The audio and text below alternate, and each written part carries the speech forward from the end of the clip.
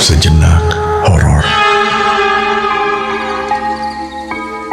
Pekalongan, kota pesisir yang dikenal dengan batiknya, juga menyimpan banyak kisah mistis. Salah satunya adalah pabrik tahu milik Harto. Pabrik sederhana itu berdiri di pinggiran kota, dikelilingi oleh rawa-rawa dan tak jauh dari sungai yang bermuara ke pantai utara. Meski tampak biasa, pabrik itu punya daya tarik tersendiri, tidak pernah sepi pesanan. Di saat pabrik-pabrik lain mengeluh tentang bahan baku yang mahal, kenaikan harga kedelai, atau berkurangnya pelanggan, Harto justru terus meraup keuntungan. Warung-warung makan, pedagang gorengan, hingga restoran besar selalu memesan tahunya.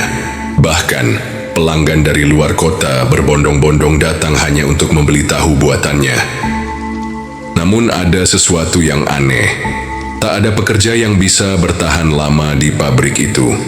Banyak dari mereka yang tiba-tiba menghilang tanpa jejak. Awalnya, orang-orang berpikir mereka hanya kabur tanpa pemberitahuan. Namun lama-kelamaan pola itu menjadi mencurigakan. Setiap bulan selalu ada satu pekerja yang hilang. Tak ada pekerja yang bisa bertahan lama di pabrik itu. Banyak dari mereka yang tiba-tiba menghilang tanpa jejak. Awalnya, orang-orang berpikir mereka hanya kabur tanpa pemberitahuan.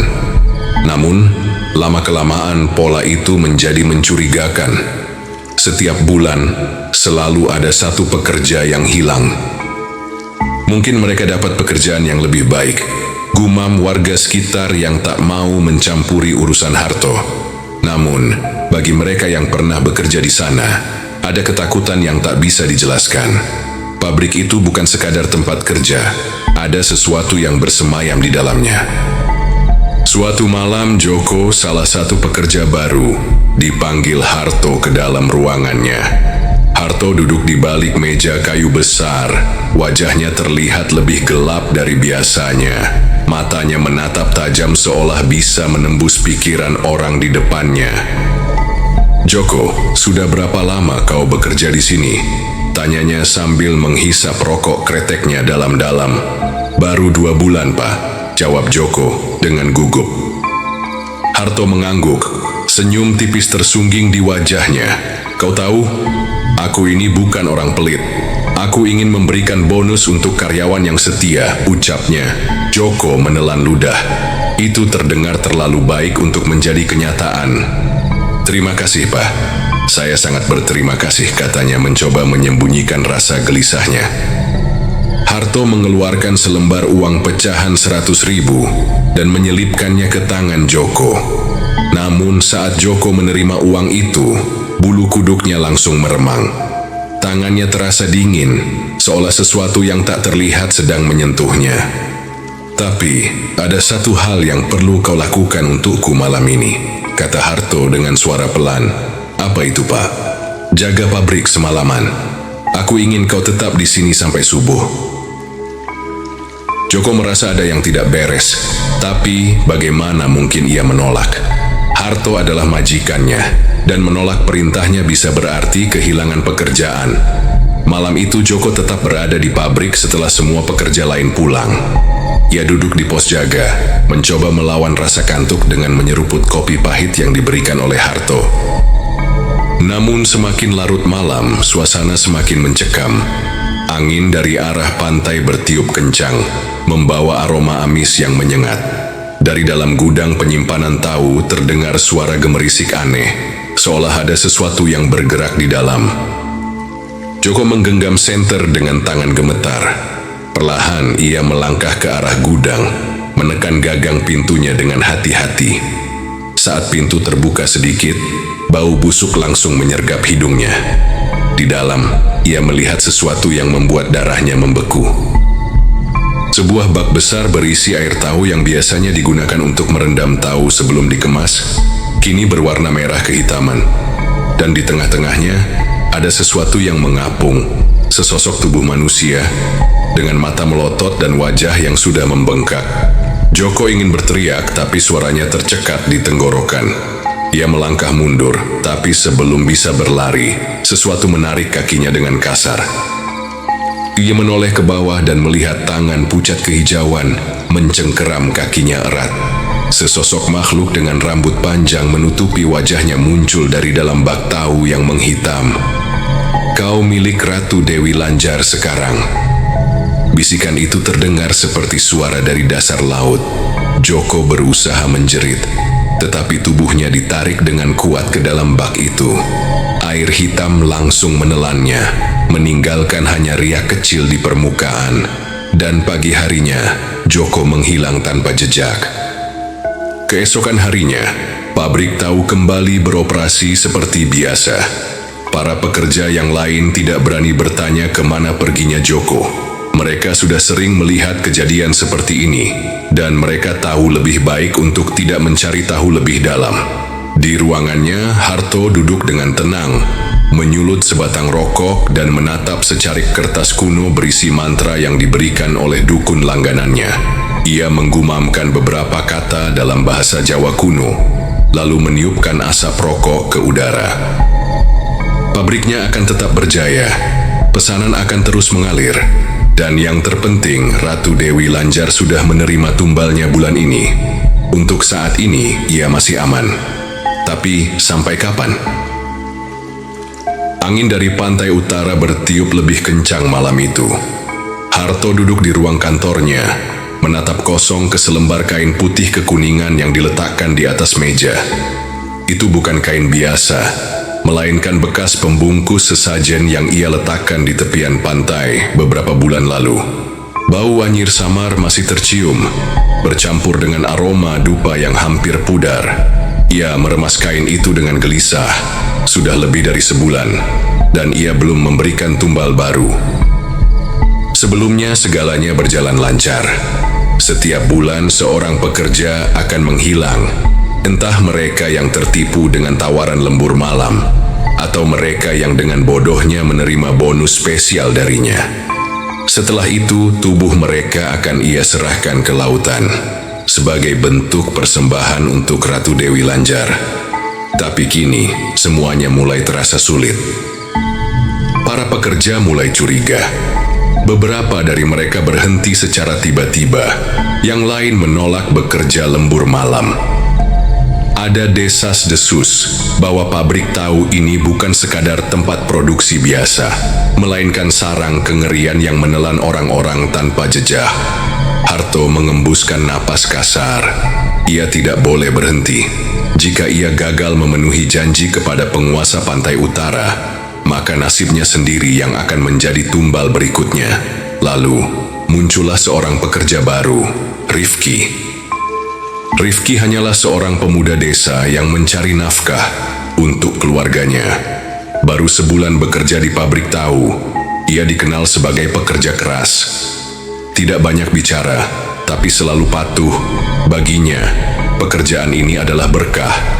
Ia tak tahu bahwa berkah itu hanya bertahan sampai malam ini. "Rifki, kau mau lembur malam ini?" tanya Harto. Pura-pura ramah saat menghampiri pemuda itu di sela jam istirahat.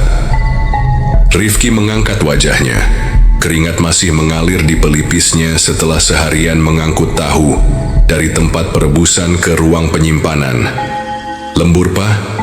Ia tampak ragu. Harto tersenyum, meletakkan tangan di bahu pemuda itu. "Aku akan bayar 2 kali lipat, hanya berjaga di gudang penyimpanan, memastikan semuanya aman. Mudah, kan?" Rifki berpikir sejenak, lalu mengangguk. "Baik, Pak, saya bersedia." Dan keputusan itu mengubah segalanya. Ketika malam tiba dan para pekerja lain pulang, Rifki tetap tinggal. Ia duduk di kursi kayu dekat pintu gudang, merasa sedikit canggung. Tempat itu sunyi, hanya terdengar suara gemercik air dari bak tahu yang masih direndam. Ia tidak tahu bahwa Harto diam-diam memperhatikan dari kejauhan, menunggu saat yang tepat. Ketika jarum jam menunjuk pukul 1 dini hari, Harto bergerak. Ia mendekati Rifki dari belakang, membawa seutas kain putih yang sudah direndam dalam ramuan khusus. Dalam sekejap, ia membekap wajah pemuda itu, menekan dengan kuat. Rifki meronta, kakinya menghentak-hentak lantai, tangannya mencoba mencakar apapun yang bisa dijangkau. Tapi ramuan dalam kain itu bekerja cepat. Tubuhnya melemas dalam hitungan detik. Napasnya masih tersengal, matanya membelalak ketakutan. Harto tersenyum puas. "Maaf, nak, tapi kau terpilih." Dengan cekatan ia menyeret tubuh Rifki ke dalam karung besar, lalu mengikatnya dengan kuat. Tidak boleh ada darah tercecer, tidak boleh ada jejak yang tertinggal. Setelah itu, ia mengangkat karung itu ke dalam mobil dan melaju menuju pantai. Malam di pantai utara terasa lebih kelam dari biasanya. Ombak bergulung-gulung seperti binatang buas yang kelaparan. Harto menghela napas, memandang langit yang gelap tanpa bulan. Ia menarik karung dari dalam mobil, menyeretnya ke tepi pantai. Lalu, dengan satu dorongan kuat, ia melempar tubuh Rifki ke dalam air. Karung itu tenggelam diseret ombak ke dalam perairan dalam. Harto berdiri di sana sejenak, menunggu sesuatu, pertanda bahwa tumbalnya diterima. Biasanya, dalam beberapa menit, lautan akan menjadi sunyi, angin akan berhenti bertiup, dan perasaan lega akan menyelimutinya. Namun malam ini berbeda. Tiba-tiba angin bertiup semakin kencang. Ombak bergulung lebih besar, seolah ada sesuatu yang marah. Dan kemudian terdengar suara dari kejauhan, sebuah jeritan panjang yang memilukan. Suara itu bukan dari dunia ini. Harto mundur beberapa langkah, merasakan jantungnya berdegup kencang. Ada yang tidak beres. Ia buru-buru kembali ke mobil dan melaju pulang. Ia tidak ingin berada di sana lebih lama, namun kengerian belum selesai. Keesokan paginya, pekerja pabrik dibuat geger. Di dalam ruang penyimpanan tahu, di antara tumpukan bak besar yang berisi tahu putih yang baru jadi, seseorang menemukan sesuatu yang seharusnya tidak ada di sana. Sebuah karung, dan ketika salah satu pekerja nekat membukanya, mereka langsung menjerit ketakutan. Di dalamnya tubuh Rifki tergeletak, pucat, matanya melotot kosong, mulutnya terbuka seperti hendak berteriak. Namun yang paling mengerikan adalah kondisi tubuhnya. Kulitnya membiru seperti orang yang mati tenggelam, dan dari dalam mulutnya tahu-tahu putih busuk keluar, seolah-olah ia dicekoki tahu hingga mati. Pekerja yang menemukannya langsung berlari ketakutan memanggil yang lain. Namun ketika mereka kembali ke ruangan itu, karung beserta tubuh Rifki sudah menghilang. Yang tersisa hanyalah bau amis yang menyengat dan sehelai kain putih kekuningan yang tergeletak di lantai. Di ruangannya, Harto menatap keluar jendela dengan wajah pasi. Ia tahu sekarang, Ratu Dewi Lanjar menolak tumbalnya, dan jika ia tak segera menemukan pengganti, maka akan ada sesuatu yang jauh lebih mengerikan menunggunya. Sejak Rifki ditemukan dalam kondisi mengenaskan di pabrik tahu, keadaan di rumah Harto berubah drastis. Malam-malam yang dulunya tenang kini dipenuhi ketakutan. Sesuatu yang tak kasat mata merayapi setiap sudut rumahnya, menghadirkan teror yang tak bisa dijelaskan dengan akal sehat. Awalnya hanya suara-suara aneh. Malam pertama setelah insiden di pabrik, Sri, istri Harto, terbangun oleh suara lirih dari arah sumur belakang rumah. Suara itu bukan suara biasa, seperti tangisan seseorang yang tersedak, tersendat-sendat, tercekik di antara isakannya.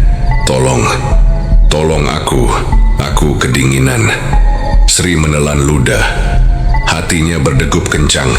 Sumur itu sudah lama tak terpakai. Ia tahu tidak ada seorang pun di sana.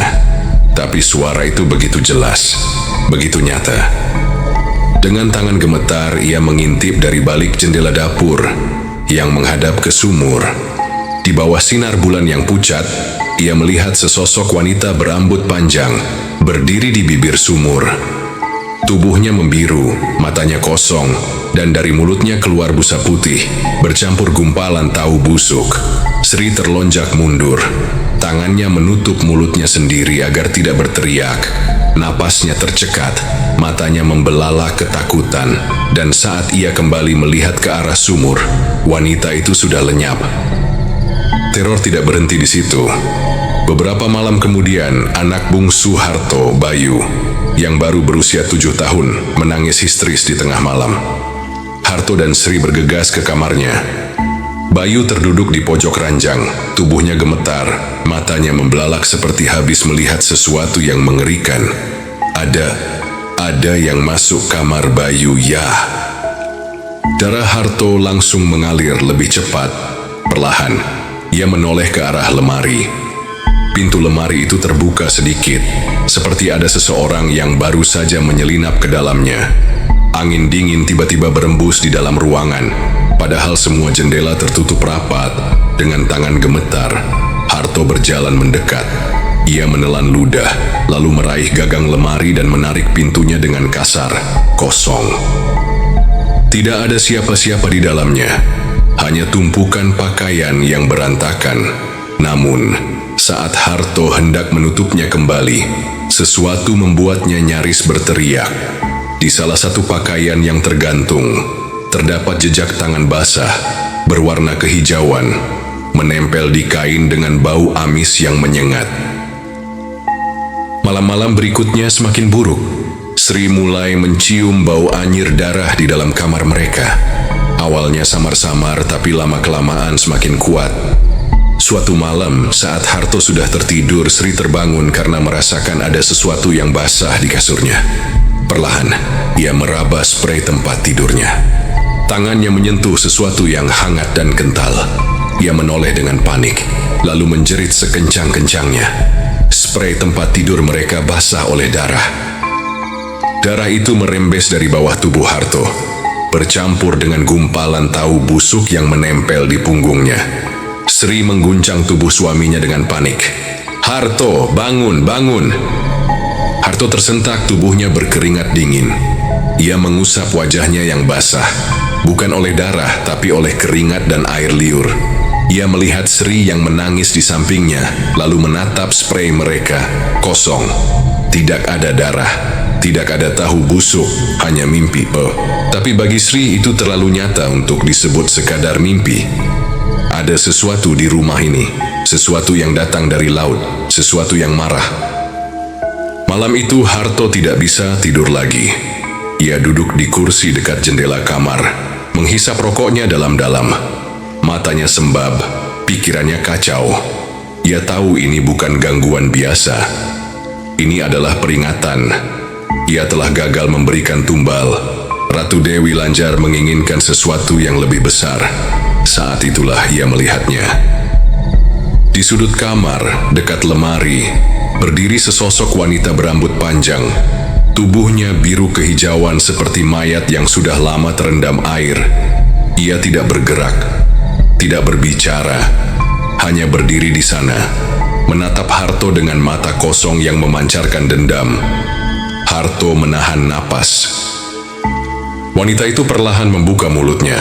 Dari dalamnya mengalir air hitam yang berbau amis, menetes ke lantai kayu. Lalu terdengar suaranya, lembut namun penuh kebencian. "Janji harus ditepati, Harto. Jika tidak, kau dan keluargamu akan menjadi gantinya."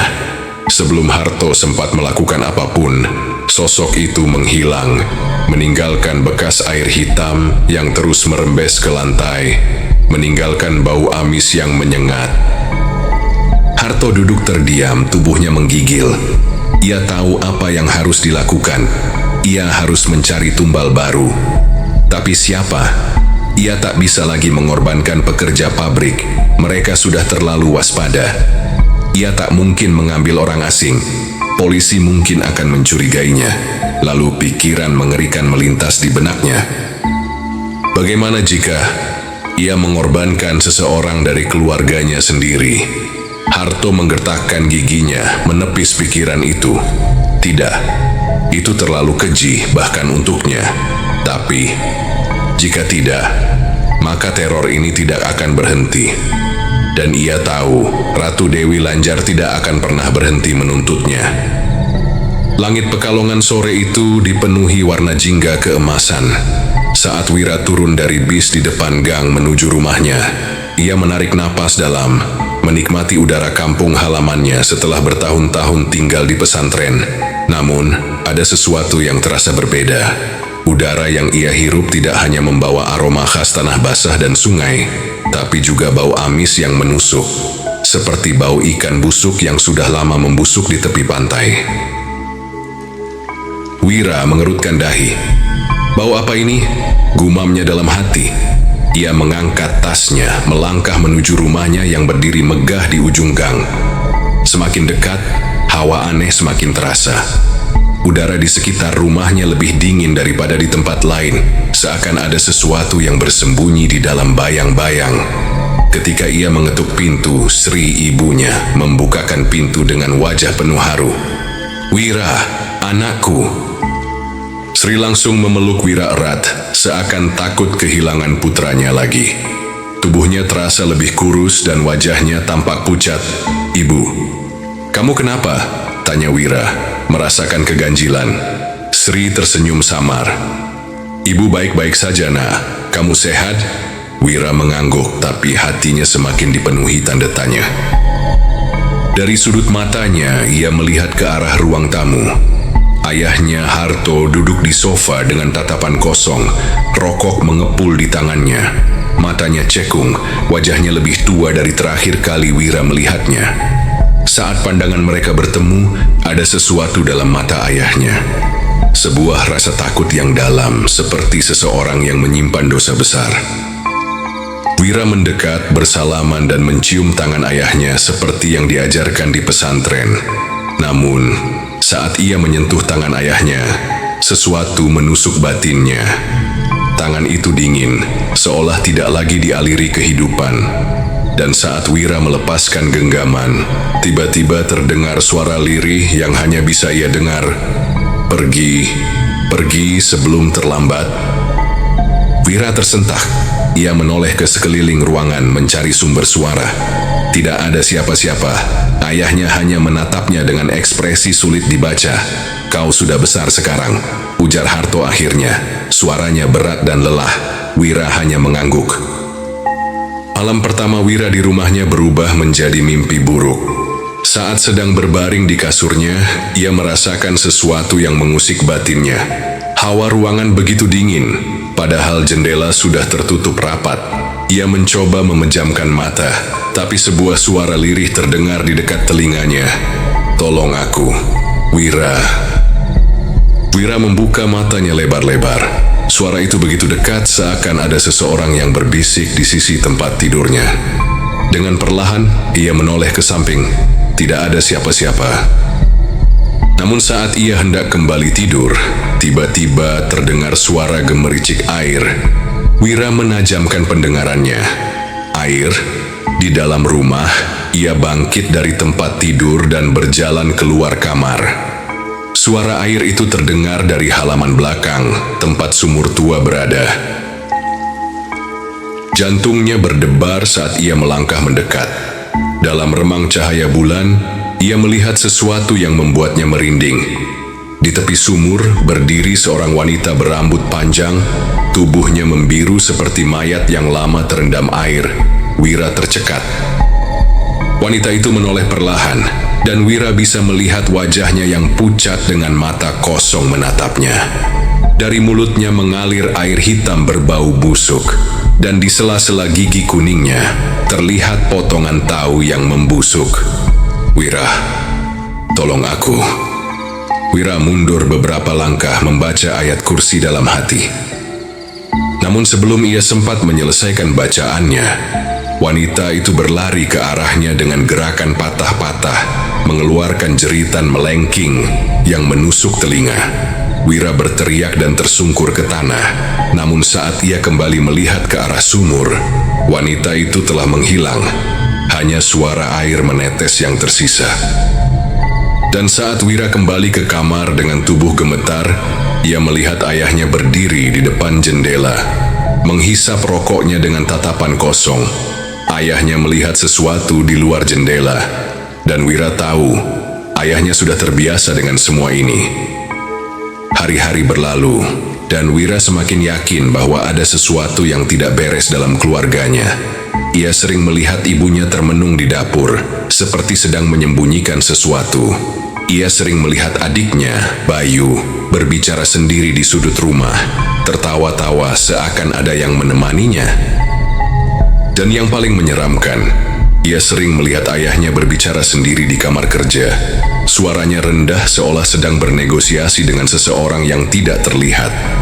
Lalu suatu malam, Wira memberanikan diri bertanya langsung kepada ibunya. "Ibu, ada apa dengan rumah ini?" Sri terdiam, tangannya yang sedang menuangkan teh gemetar. "Kau tidak perlu tahu, nak," katanya dengan suara lirih. "Lupakan saja." "Tidak, Bu, aku harus tahu," desak Wira. "Sejak aku pulang, aku merasakan sesuatu yang tidak beres. Aku diganggu setiap malam. Apa yang sedang terjadi?" Sri menggigit bibirnya, matanya mulai berkaca-kaca. Namun sebelum ia sempat berbicara lebih jauh, tiba-tiba lampu di dapur berkedip-kedip, bau amis yang menyengat memenuhi udara, dan terdengar suara gemuruh ombak. Meskipun mereka berada jauh dari pantai, Wira dan Sri sama-sama membeku. Tiba-tiba, suara langkah basah terdengar dari ruang tamu. Langkah itu bergerak perlahan ke arah mereka, meninggalkan jejak air yang membentuk noda kehijauan di lantai. Wira berani menoleh. Di sana, di tengah ruang tamu, berdiri sosok wanita yang sama, berambut panjang, kulitnya membiru seperti mayat yang telah lama terendam air. Tapi kali ini, sosok itu tidak sendiri.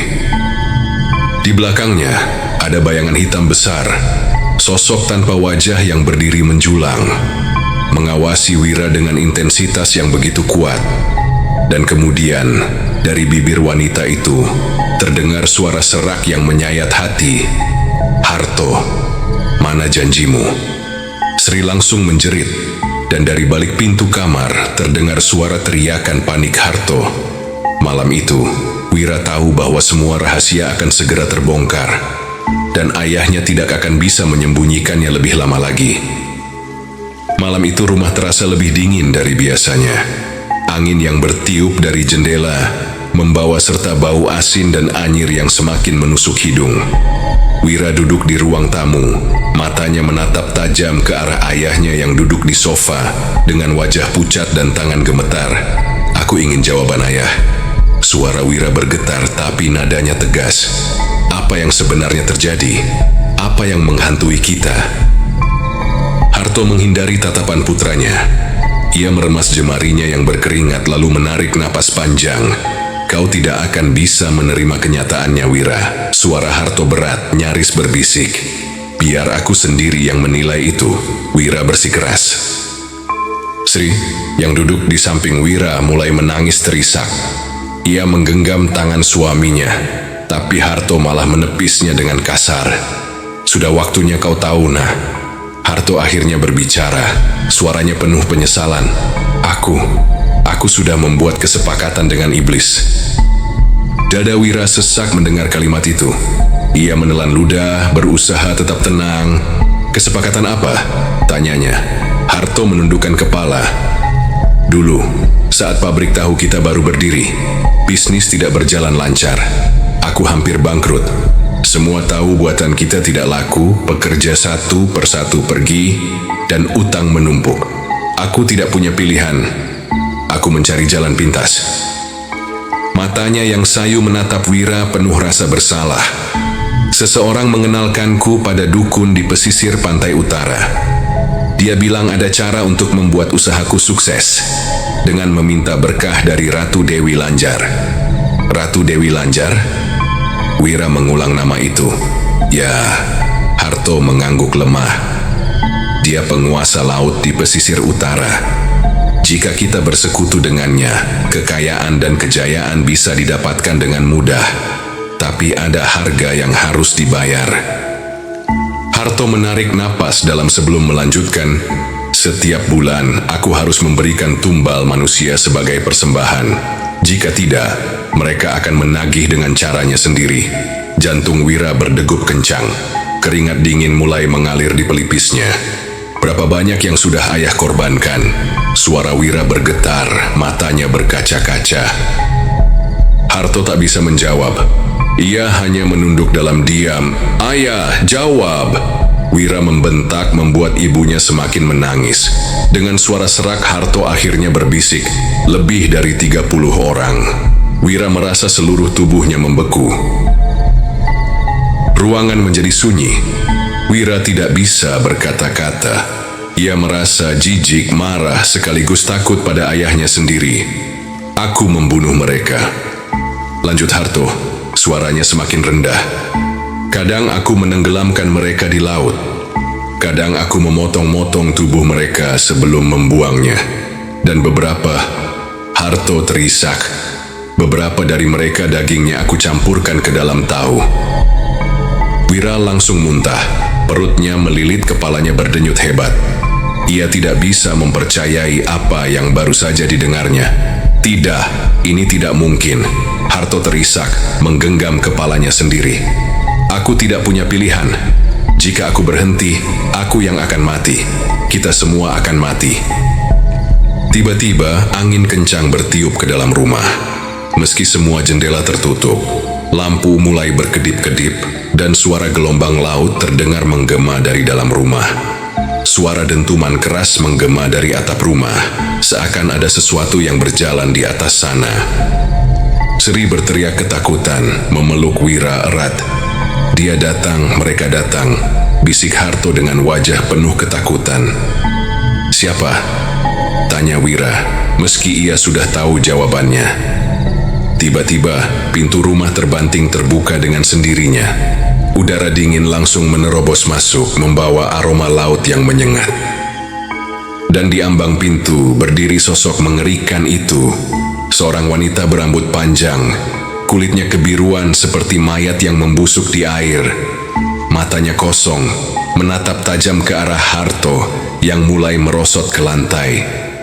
Dari mulutnya keluar suara serak, seperti berasal dari dasar lautan. "Harto, mana janjimu?" Tiba-tiba Harto mencakar wajahnya sendiri, berteriak kesakitan. Darah mengucur dari matanya yang tiba-tiba pecah. "Tolong aku, Wira." Suara Harto melemah, tangannya menggapai-gapai putranya. Namun, Wira tidak bisa bergerak. Ia hanya bisa melihat sosok mengerikan itu berjalan perlahan ke arah ayahnya, lalu meraih kepala Harto dengan jari-jari panjangnya yang membiru. Janji adalah hutang, dan hutang harus dibayar. Wira berteriak, membaca ayat suci dengan lantang. Tapi wanita itu hanya tersenyum sinis, sebelum akhirnya menghilang begitu saja, meninggalkan Harto yang kini meronta-ronta dengan tubuh berlumuran darah. Sri menjerit histeris, dan Wira hanya bisa menatap ayahnya yang menggeliat di lantai. Tubuhnya terus mengeluarkan darah yang menghitam. Malam itu, Wira menyadari bahwa ini belum berakhir. Dosa ayahnya telah terkuak, tapi iblis tidak akan melepaskan mereka begitu saja. Wira duduk bersila di tengah ruang tamu dengan Al-Quran terbuka di pangkuannya. Lilin-lilin yang ia nyalakan untuk menerangi ruangan tampak berkedip-kedip seolah ada angin yang tak kasat mata berembus di dalam rumah. Udara di sekelilingnya terasa semakin berat, seperti ada sesuatu yang melingkupi rumah ini dengan aura kelam yang menyesakkan dada. Sri, ibunya, terduduk di sudut ruangan, wajahnya penuh kecemasan. Kedua adik Wira, Bayu dan Rina, duduk dengan tubuh gemetar. Di tengah mereka, Harto terkulai di atas tikar, wajahnya pucat, napasnya tersengal, dan matanya kosong menatap langit-langit rumah. Ayah akan baik-baik saja. Kita harus mengusir mereka." Wira berusaha meyakinkan dirinya sendiri, lebih dari siapapun. Harto hanya menggeleng lemah. "Kau tidak tahu, Wira, mereka tidak akan pergi begitu saja."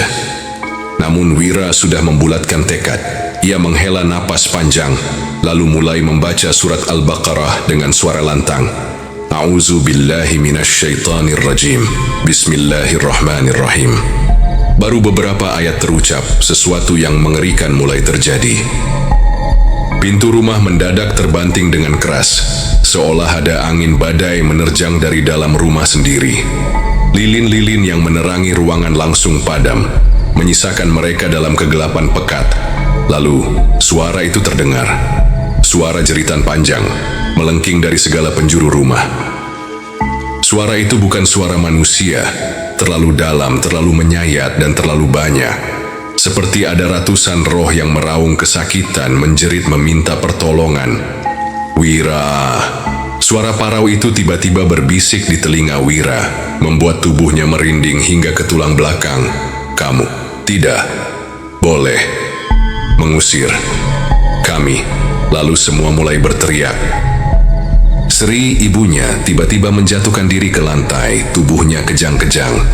Mulutnya terbuka lebar, tapi suara yang keluar bukan suara manusia, melainkan suara wanita yang serak, dalam, dan penuh dendam. Dasar anak durhaka, kau melawan kekuatan besar. Rina, adik perempuan Wira, mulai merangkak dengan tubuh melengkung tidak wajar. Kepalanya menoleh ke belakang dengan gerakan patah-patah, matanya putih seluruhnya, dan mulutnya menyeringai lebar. Kau akan mati, Wira, seperti ayahmu, seperti mereka yang sudah kami telan.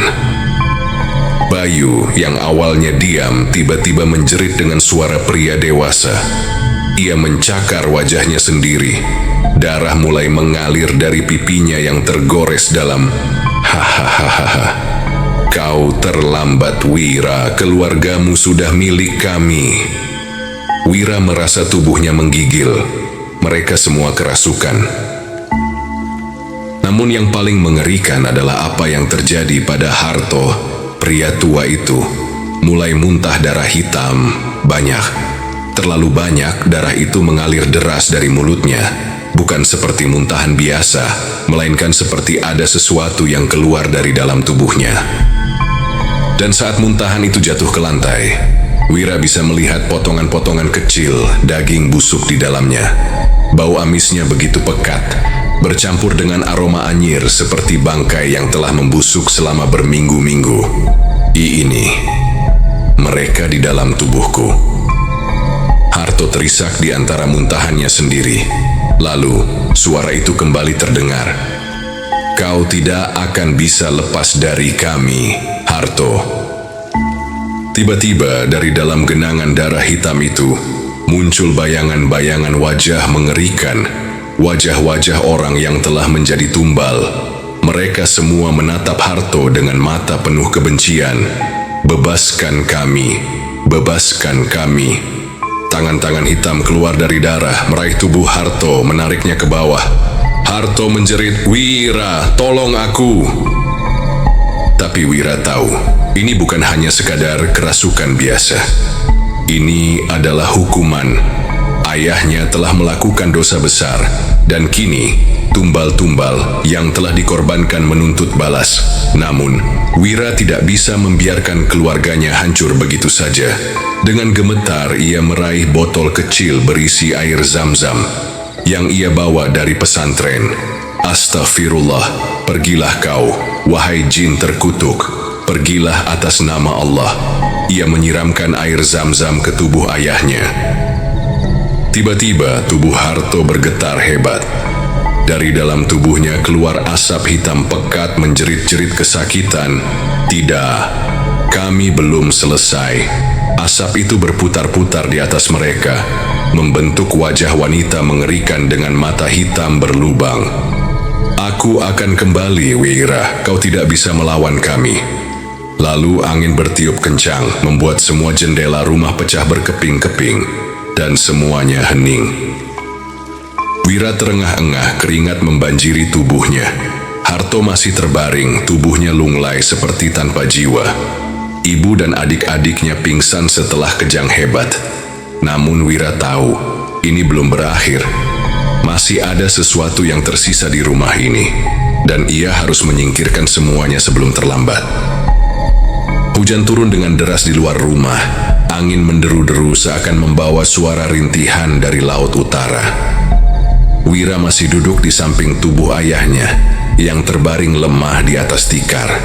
Nafas Harto tersengal, tubuhnya semakin pucat, dan peluh dingin mengucur dari dahinya. Di sudut ruangan, Sri masih menangis sambil memeluk tubuh Bayu dan Rina yang belum sepenuhnya sadar setelah kerasukan tadi.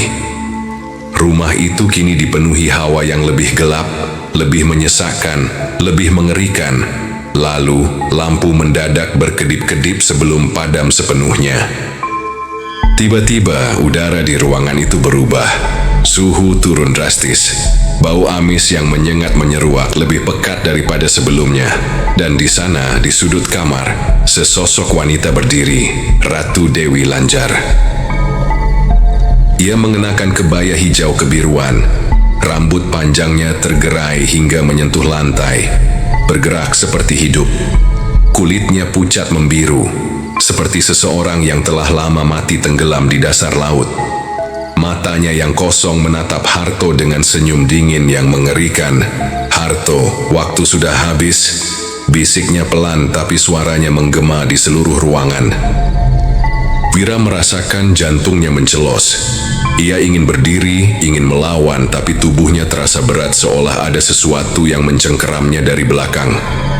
Harto menatap makhluk itu dengan tatapan nanar.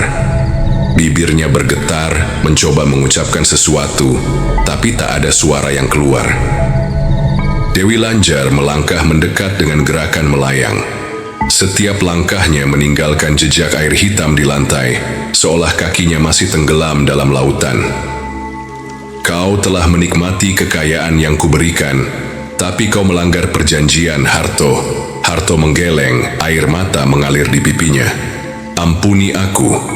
Senyuman Dewi Lanjar semakin melebar. "Ampun? Tidak ada ampun untuk pengkhianat."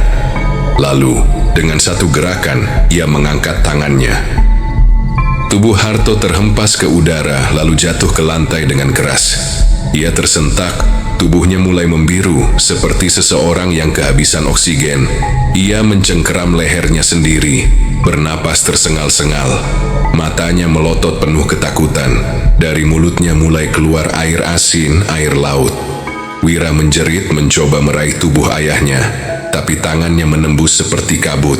Seakan Harto kini berada di dua dunia yang berbeda. "Ayah, bertahanlah." Harto berusaha berbicara, tapi dari mulutnya hanya keluar suara gemuruh ombak, bukan suara manusia lagi. Dewi Lanjar tertawa pelan. "Kau milikku, Harto. Aku hanya mengambil apa yang seharusnya menjadi bagianku." Tubuh Harto mulai tenggelam di lantai rumahnya sendiri.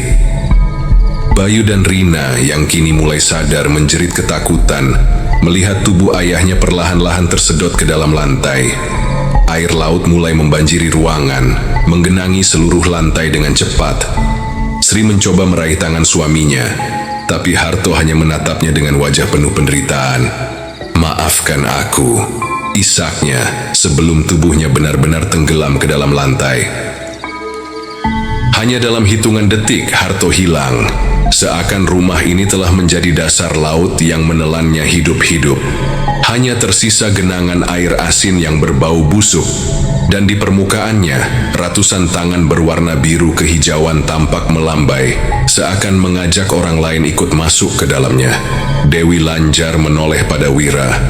"Kau pikir kau bisa menyelamatkan keluargamu, Wira?" bisiknya. Ia melangkah mendekat. Wajahnya semakin jelas, terlalu cantik untuk sesuatu yang begitu mengerikan. "Aku akan kembali, karena kesepakatan belum sepenuhnya berakhir." Dengan suara tertawa yang mengerikan, sosoknya perlahan memudar, meninggalkan hawa dingin dan genangan air laut yang perlahan-lahan menyusut hingga menghilang. Hanya keheningan yang tersisa, hanya sisa bayangan maut yang terus mengintai. Sri jatuh terduduk, wajahnya penuh air mata. Bayu dan Rina masih memeluk satu sama lain, tubuh mereka gemetar, sementara Wira hanya menatap kosong ke tempat di mana ayahnya tadi menghilang. Ayahnya telah pergi. Ia tahu Harto tidak akan pernah kembali. Dan sekarang semua tanggung jawab ada di tangannya. Ia harus mengakhiri ini semua sebelum Dewi Lanjar kembali menuntut lebih banyak nyawa. Kematian Harto bukanlah akhir dari segalanya. Seminggu setelah tubuhnya ditelan oleh lantai, rumah mereka masih diselimuti hawa mencekam. Sri hampir tak pernah keluar dari kamarnya, terjebak dalam kesedihan yang tak berujung. Bayu dan Rina masih sering menjerit ketakutan setiap malam, mengigau seakan melihat ayah mereka berjalan tanpa kepala di lorong rumah. Namun, gangguan yang lebih mengerikan justru terjadi di pabrik tahu. Wira mendatangi pabrik peninggalan ayahnya untuk pertama kalinya setelah kejadian malam itu. Dari luar, bangunan tua itu masih terlihat sama. Atap seng yang berkarat, tembok kusam yang berlumut, dan cerobong asap yang tampak hitam pekat. Namun, begitu ia melangkah ke dalam, bau busuk yang menyengat langsung menusuk hidungnya, bukan sekadar bau kedelai basi. Bau itu lebih mengerikan, lebih menjijikkan, seperti bangkai manusia yang telah membusuk selama berminggu-minggu. Para pekerja tampak ketakutan.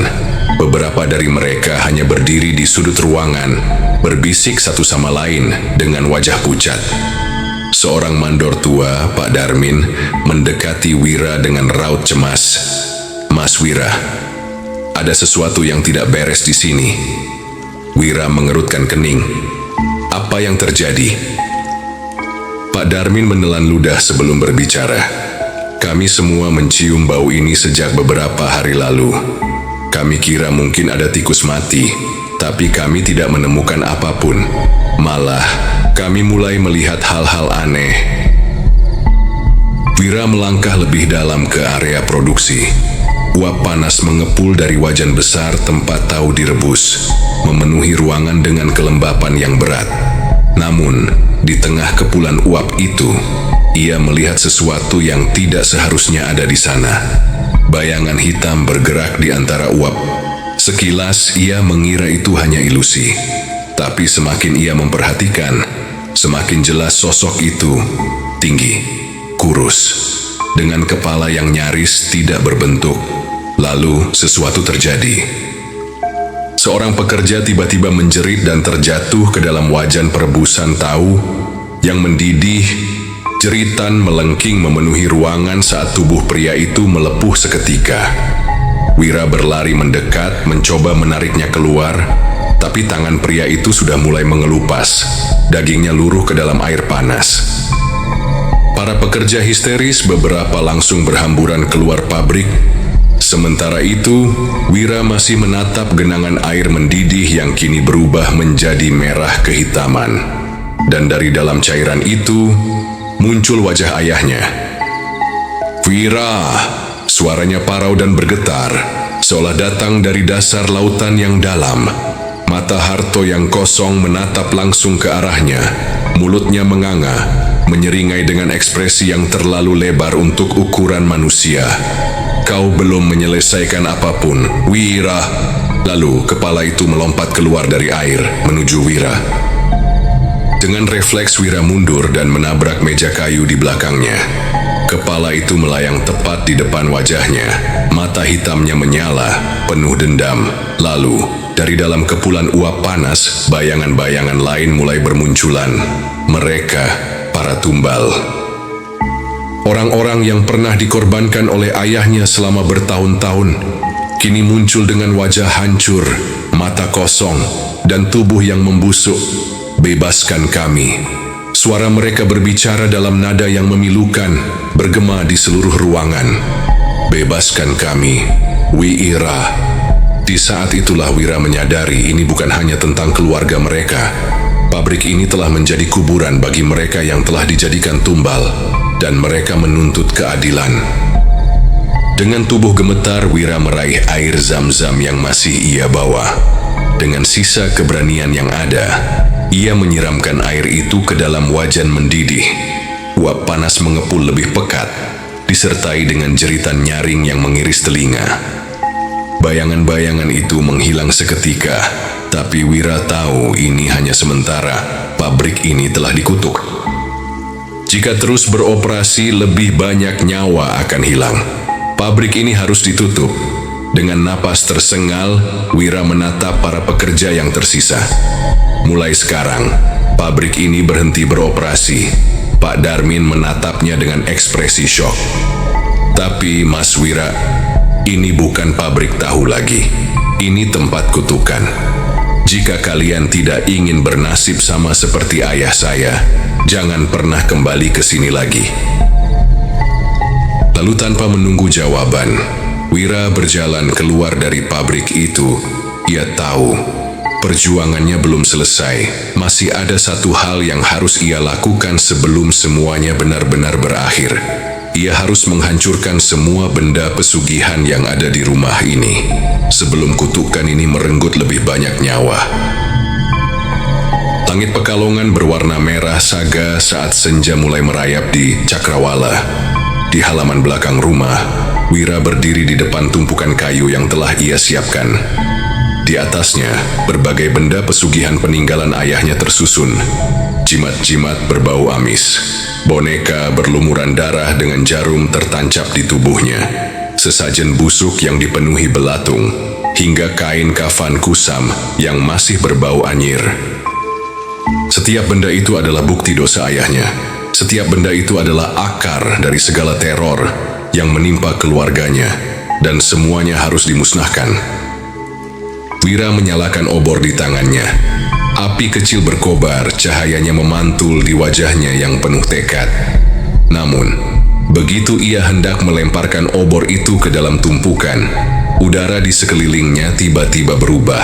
Suara aneh terdengar dari belakangnya. Ketika Wira menoleh, sesosok bayangan berdiri di ambang pintu rumah. Itu adalah sosok ayahnya. Tapi bukan lagi Harto yang ia kenal. Tubuhnya membusuk, matanya hitam legam seperti lubang tak berdasar. Dan dari mulutnya, air laut terus menetes, mengalir turun ke lantai tanah. Wira. Suara itu parau, bergema seperti berasal dari dasar lautan. Jangan lakukan ini. Wira menggenggam obor lebih erat. Pergi ayah, kau sudah mati. Aku tidak mati. Suara Harto terdengar memohon. Tapi ada sesuatu yang janggal, seolah ada makhluk lain yang berbicara melalui dirinya. Jika kau membakar benda-benda itu, kau akan membakar keluargamu sendiri. Tiba-tiba tubuh Harto melayang. Ia melayang tinggi di udara, rambutnya berkibar liar seolah tertiup badai. Dari punggungnya muncul tangan-tangan lain, tangan dengan kuku panjang yang berwarna kebiruan, tangan milik Dewi Lanjar. Dari atas ia tertawa pelan. Aku sudah mengatakan Wira, kesepakatan belum sepenuhnya berakhir. Lalu tiba-tiba, api di obor Wira padam dengan sendirinya. Angin kencang bertiup, membuat daun-daun beterbangan di sekelilingnya. Udara di sekitar Wira mendadak berat, seolah ada ratusan mata yang memperhatikannya dari dalam kegelapan. Lalu, jeritan gaib mulai terdengar di udara. Suara itu seperti tangisan ribuan orang yang disiksa di dasar laut. Jangan musnahkan kami. Dari dalam tumpukan benda pesugihan, terlihat kepala-kepala manusia muncul. Wajah mereka hancur, mata mereka mencair, dan mulut mereka terus mengerang kesakitan. Wira menggigit bibirnya. Ia tahu ini hanya ilusi, atau lebih tepatnya jebakan dari iblis pesugihan. Jika ia ragu, jika ia takut, mereka akan terus menjeratnya. Dengan sisa keberanian yang ada, Wira menarik nafas dalam dan mulai melantunkan ayat-ayat suci Al-Quran. Allahu la ilaha illa huwal hayyul qayyum. Begitu ayat itu keluar dari mulutnya, sesuatu terjadi. Bayangan ayahnya menjerit, tubuhnya berkedut-kedut seakan terbakar sesuatu yang tak kasat mata. Berhenti! Dewi Lanjar berteriak, matanya yang kosong menyala merah. Kau tidak akan bisa melepaskan dirimu dariku. Tapi Wira tak peduli. Ia melemparkan obor ke dalam tumpukan benda pesugihan. Api langsung membesar, menjilat tinggi ke langit. Saat itulah, jeritan-jeritan dari dunia lain menggema begitu nyaring. Ratusan tangan menjulur dari kobaran api, berusaha keluar, tapi semuanya meleleh menjadi abu. Bau daging terbakar bercampur dengan bau anyir air laut. Dewi Lanjar menjerit marah, tubuhnya bergetar hebat. Kau akan menyesal, Wira. Aku akan kembali. Lalu, dengan pekikan yang memilukan, tubuhnya mencair menjadi air laut sebelum lenyap dalam kabut. Wira jatuh terduduk, tubuhnya gemetar. Pandangannya menatap api yang masih menyala. Semua benda pesugihan itu kini telah menjadi abu. Ia menoleh ke belakang, ke arah rumahnya. Di sana ibu dan adik-adiknya berdiri, menatapnya dengan wajah penuh ketakutan, tapi juga penuh harapan. Bayu berbisik pelan. Sudah selesai? Wira tidak menjawab karena dalam hatinya ia tahu, mungkin ini belum sepenuhnya berakhir, tapi untuk saat ini, setidaknya, pabrik tahu dan kutukannya telah musnah dalam api. Subuh itu Wira berdiri di depan gerbang pabrik tahu yang kini sunyi dan mencekam. Tak ada lagi suara riuh para pekerja. Tak ada lagi bau kedelai rebus yang mengepul dari cerobong asap. Hanya ada bau arang dan abu dari ritual pemusnahan tadi malam. Pabrik ini, yang selama bertahun-tahun menjadi sumber kekayaan keluarganya, kini hanya tinggal bangunan kosong yang menyimpan dosa-dosa masa lalu. Dan hari ini, semuanya akan berakhir. Dengan tangan gemetar, Wira memasukkan kunci ke dalam lubang gembok besar yang terpasang di gerbang. Ia menarik napas dalam, lalu pabrik tahu resmi ditutup. Pak Darmin dan beberapa mantan pekerja yang masih setia menemani menatapnya dengan berbagai ekspresi. Kecewa, sedih, tapi juga lega. Mas Wira, benarkah ini keputusan yang tepat? Suara Pak Darmin bergetar. Pabrik ini satu-satunya mata pencaharian banyak orang. Wira menatap pria tua itu dengan mata yang penuh tekad. Pabrik ini bukan lagi tempat mencari nafkah, Pak. Ini sudah menjadi sarang kematian. Pak Darmin tertunduk. Ia tahu tak ada yang bisa mengubah keputusan Wira. Wira menyerahkan sedikit uang kepada para pekerja yang datang sebagai tanda terima kasih dan permintaan maaf atas dosa-dosa ayahnya. Mereka menerimanya dengan raut wajah campur aduk, lalu satu persatu pergi meninggalkan pabrik. Kini, hanya Wira dan keluarganya yang tersisa. Sejak ayahnya meninggal dan semua benda syirik dimusnahkan, gangguan di rumah mulai berkurang. Tak ada lagi suara-suara aneh di malam hari. Tak ada lagi penampakan wanita berambut panjang yang mengintai dari sudut rumah. Namun ada sesuatu yang tetap terasa aneh. Laut di kejauhan masih bergelombang besar, seolah masih ada sesuatu yang mengawasi mereka dari kejauhan. Wira tahu, meski ia telah menghancurkan pabrik dan menutup semua jalan yang menghubungkan keluarganya dengan pesugihan, ia tidak bisa sepenuhnya menghapus jejak dosa ayahnya. Namun, ia yakin satu hal, selama keluarganya tetap berpegang teguh pada agama dan tidak tergoda untuk kembali ke jalan yang sesat, kutukan itu tidak akan pernah bisa menyentuh mereka lagi. Beberapa hari setelah pabrik ditutup, Wira pergi ke pantai utara seorang diri. Ia berdiri di tepi pantai, menatap ombak yang terus berdebur ganas. Di bawah sinar matahari pagi, laut itu tampak biasa saja. Namun, bagi Wira, ia tahu bahwa ada sesuatu yang tersembunyi di dalamnya. Aku sudah mengakhiri semuanya, katanya pelan, seolah berbicara dengan sesuatu yang tak terlihat. Jangan ganggu keluargaku lagi. Angin laut bertiup lebih kencang, dan dalam sekejap ombak besar menghantam karang dengan keras, menyemburkan buih putih ke udara. Wira menatapnya dalam diam. Entah kenapa, ia merasa itu adalah jawaban terakhir dari Ratu Dewi Lanjar. Bukan ancaman, bukan kutukan, tapi perpisahan. Dengan langkah mantap, Wira berbalik. Ia tidak akan pernah kembali ke sini lagi. Ia, ibu dan adik-adiknya akan memulai kehidupan baru, tanpa pesugihan, tanpa darah, tanpa dosa, dan dengan itu, kutukan pun berakhir. Demikianlah cerita horor pada video kali ini. Terima kasih sudah menonton video ini. Jangan lupa untuk like, komen, dan subscribe. serta nyalakan juga notifikasinya agar tidak ketinggalan untuk video-video selanjutnya.